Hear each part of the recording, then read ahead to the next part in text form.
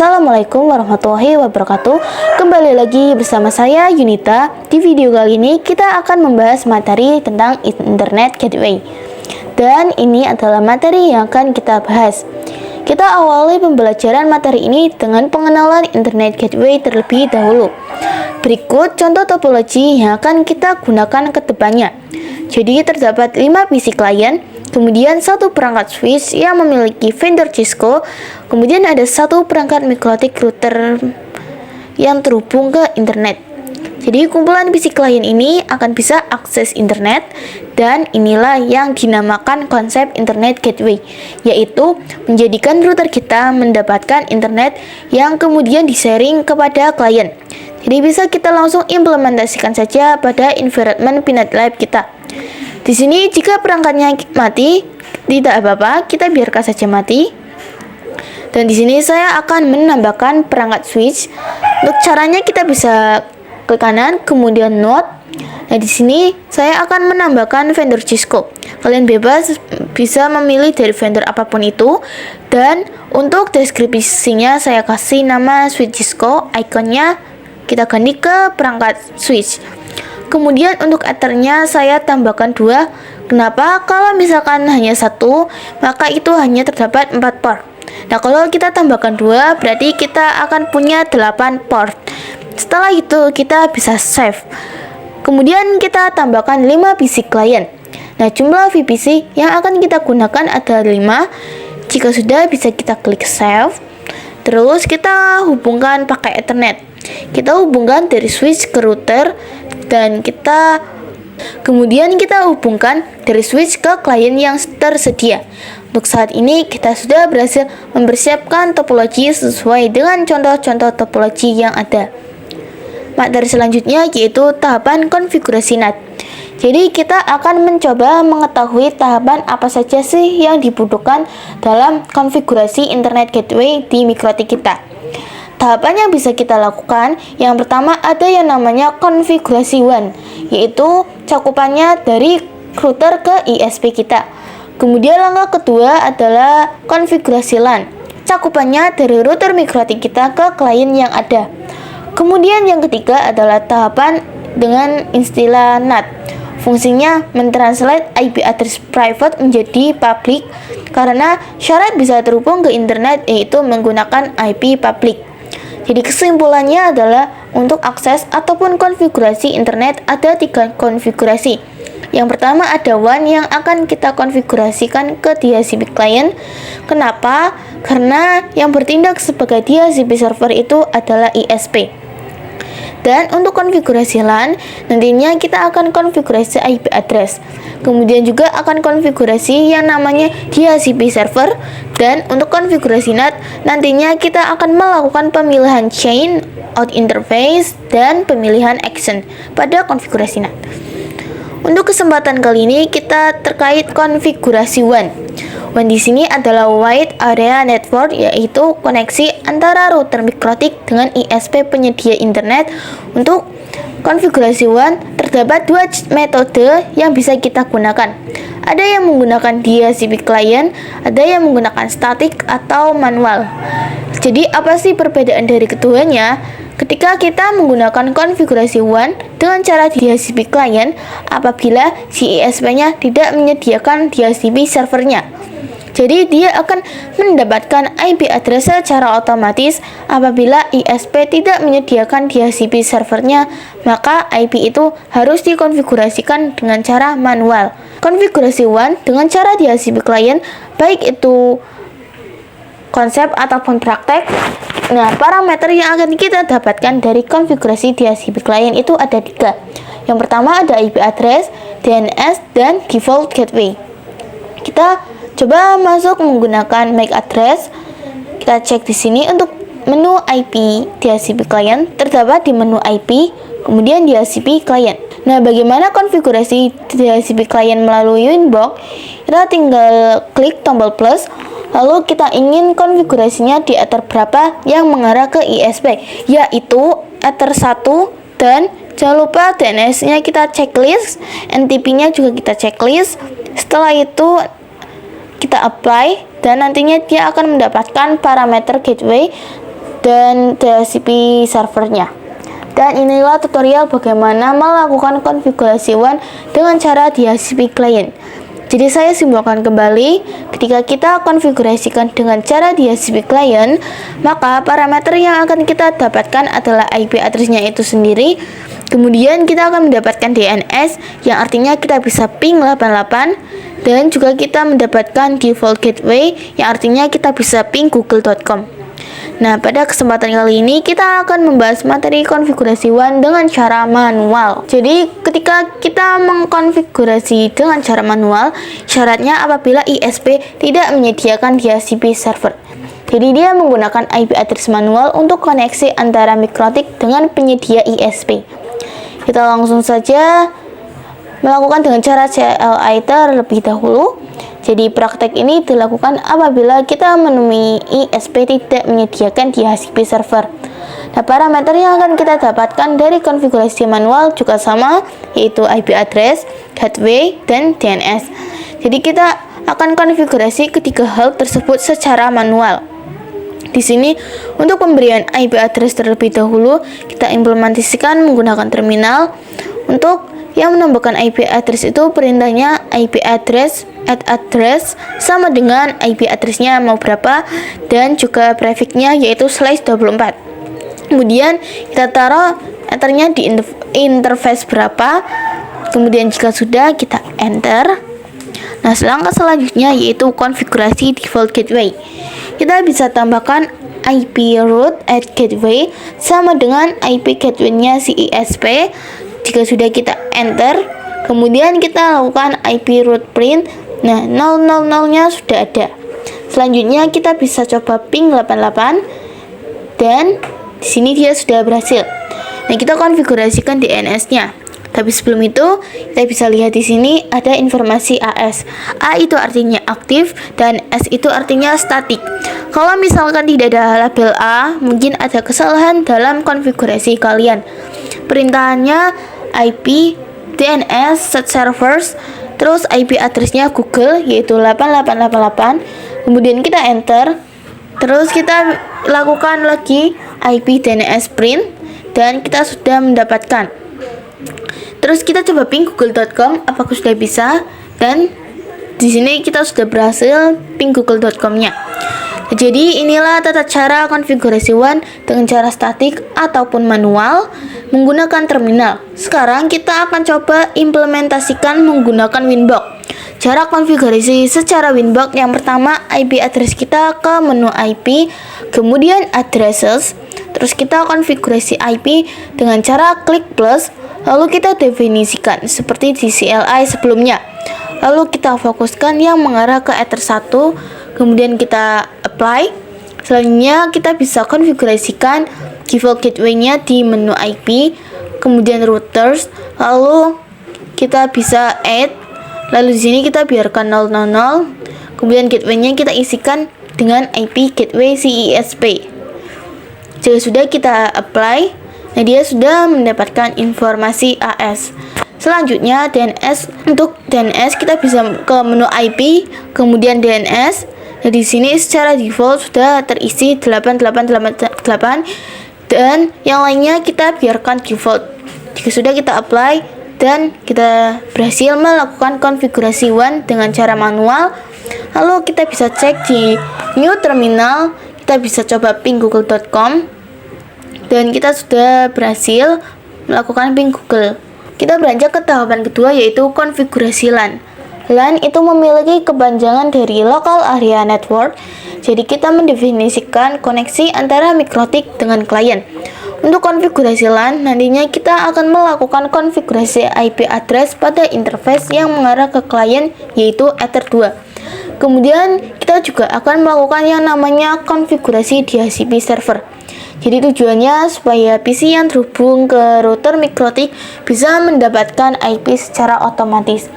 Jadi router mikrotik akan berperan sebagai DHCP server. Langsung saja kita praktekkan pada Winbox. Di sini kita bisa melakukan konfigurasi LAN yang pertama, yaitu terkait IP address. Untuk konfigurasi LAN itu kita akan melakukan konfigurasi IP address di Ether yang mengarah ke klien, dan juga konfigurasi di DHCP server. Untuk menu IP address terdapat di bagian sisi kiri. Nah, yang mengarah ke klien kan Ether 2. Dan bahwasannya Ether 2 itu pernah kita konfigurasikan pada bab basic configuration. Jadi konfigurasi IP address-nya kita sudah selesai. Langkah selanjutnya kita akan lakukan konfigurasi DHCP server. Sebelum kita melakukan konfigurasi DHCP server, kita nyalakan terlebih dahulu topologinya.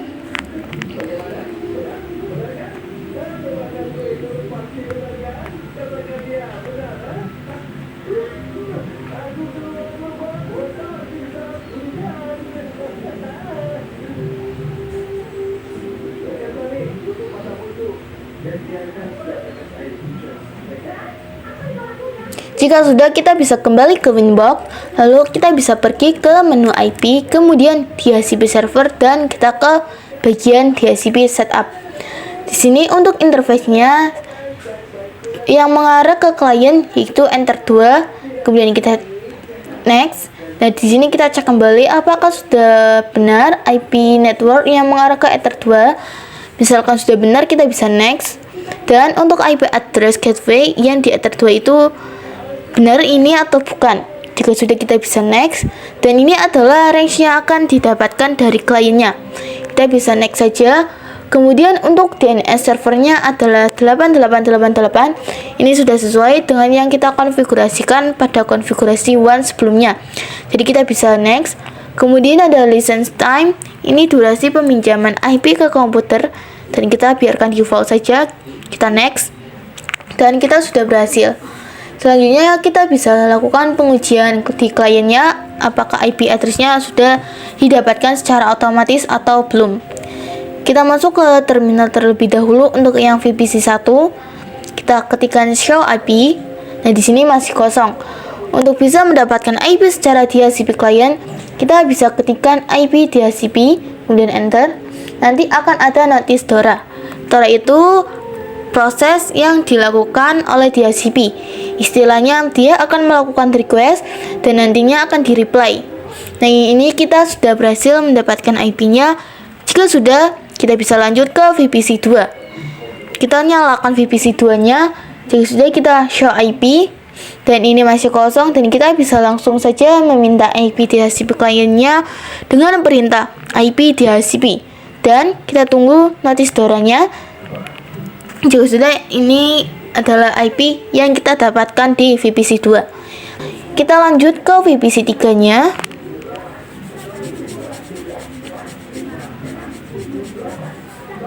Nah, ini IP yang sudah didapatkan untuk VPC 3-nya. Kita lanjut ke VPC 4.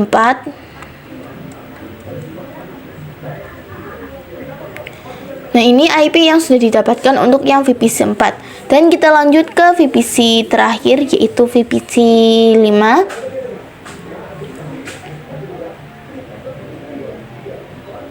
Nah, ini IP yang sudah kita dapatkan untuk VPC 5. Nah, jadi kita sudah mendapatkan IP untuk kelima VPC kita dengan cara otomatis atau DHCP. Jika sudah, kita lakukan uji coba ping Google. Dia belum bisa karena dia belum konfigurasi tahapan konfigurasi NAT. Jadi saat ini semua VPC kita sudah mendapatkan IP, tetapi belum bisa terkonek ke internet. Langkah selanjutnya adalah konfigurasi NAT. Apa itu konfigurasi NAT? Jadi NAT itu kepanjangan dari Network Address Translation, di mana IP address private yang dimiliki oleh klien ini ketika ingin akses internetan, dia melewati router sehingga dia bisa akses internetan dengan IP publik yang dipinjam. Bisa kita langsung implementasikan pada aplikasi Winbox. Di sini untuk konfigurasi NAT, kita bisa pergi ke bagian IP, kemudian firewall dan ke NAT. Nah, di sini sudah bisa kita tambahkan. Nah, kita fokus pada 3 poin, yaitu chain, out interface, dan juga action. Di bagian chain ada 2 opsi, ada SRC NAT dan juga DST NAT. Ketika PC klien ingin internetan, kalian bisa pilih yang SRC NAT. Kemudian kita bisa pergi ke out interface.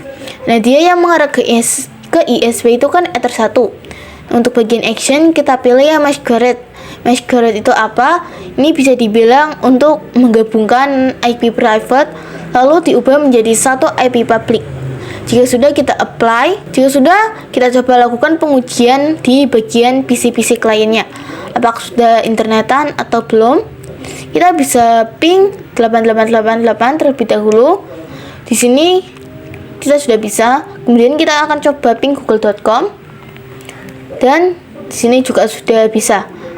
Selanjutnya kita akan membahas terkait tricks terkait suatu triks di mana kita bisa lakukan setting hanya VPC 1 yang bisa internetan dan sisanya tidak, atau misal untuk VPC 1 tidak bisa internetan, sisanya bisa. Jadi bisa kita langsung implementasikan saja pada aplikasi Winbox. Kemudian untuk setting NAT, untuk VPC tertentu kita bisa pergi pada bagian IP, kemudian firewall, dan ke NAT. Terus kita klik di NAT kalian. Untuk bagian SRC address kalian isikan. Misal hanya VPC 1 yang bisa internetan.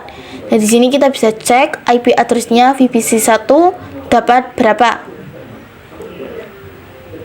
Jika sudah kita isi IP address-nya, maka hanya VPC 1 yang bisa internetan, sisanya tidak bisa internetan. Jika sudah kita apply, terus kita lakukan pengujian pada VPC lainnya apakah bisa internetan atau tidak. Kemudian kita bisa lakukan ping Google. Ini sudah tidak bisa. Jika kalian tes juga di VPC 345 itu juga tidak bisa, karena sudah kita definisikan hanya untuk IP VPC 1 saja yang bisa internet.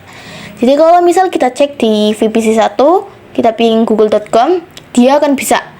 Nah, kalau misalkan kita checklist pada bagian kotak di sini di NAT-nya, maka artinya selain IP ini bisa internetan, sedangkan IP yang kita definisikan tidak bisa internetan. Kita bisa lakukan apply, terus kita coba masuk ke VPC 1, kita lakukan ping apakah bisa, dan dia tentu tidak akan bisa. Kita coba cek di bagian VPC lainnya dan dia sudah bisa internetan. Selanjutnya kita akan merapikan semua IP yang ada di 5 VPC tersebut agar berurutan. Sebelum itu kita kembalikan pada setting yang biasa. Jadinya semua VPC bisa internetan. Kita ke menu IP, kemudian firewall, lalu NAT. Nah, pada bagian SRC address kita hilangkan checklistnya, lalu pencet tanda panahnya. Jadi semuanya bisa akses internet. Kemudian kita apply. Setelah itu kita bisa rapikan semua IP-nya agar berurutan. Tapi saya sudah coba sebelumnya dan ternyata IP-nya tidak bisa kita urutkan sesuai dengan yang kita inginkan. Sampai saat ini kita bisa lanjut ke materi selanjutnya. Selanjutnya kita akan membahas tentang ARP. Jadi ARP itu memiliki kepanjangan dari Address Resolution Protocol. Digunakan untuk mapping IP address. Jadi kalau misalkan kita coba implementasikan pada topologi PINet kita, cara kerja ARP itu misalnya pada VPC 5 dia ingin melakukan koneksi ke internet, maka nanti ARP-nya akan dicatat di router, di mana ARP itu dicatat ketika suatu paket yang masuk ke router ataupun keluar router. Jadi kalau misalkan kita coba ping dari VPC 5 ke Google yaitu 888. Nah, ini belum saya enter. Kita coba cek dulu di ARP-nya, kita ke IP, kemudian ARP. Nah, di sini ada yang sudah tercatat sebelumnya karena saya sudah pernah mencoba. Nah, di sini belum ada IP VPC 5-nya. Nah, ketika kita coba cek ping IP address dan juga MAC address-nya IP VPC 5 akan dicatat di ARP tabelnya pada router MikroTik kita. Nah, ini sudah tercatat. Nah, begitu pula jika kita ping di ISP-nya, maka IP ISP kita akan tercatat di ARP tabel, atau jika kita ingin ping IP VPC 2 ke VPC 3, maka nanti IP VPC 2 akan tercatat di ARP tabelnya. Sampai sini saja pembahasan Internet Gateway yang dapat saya sampaikan. Kurang lebihnya mohon maaf. Wassalamualaikum warahmatullahi wabarakatuh.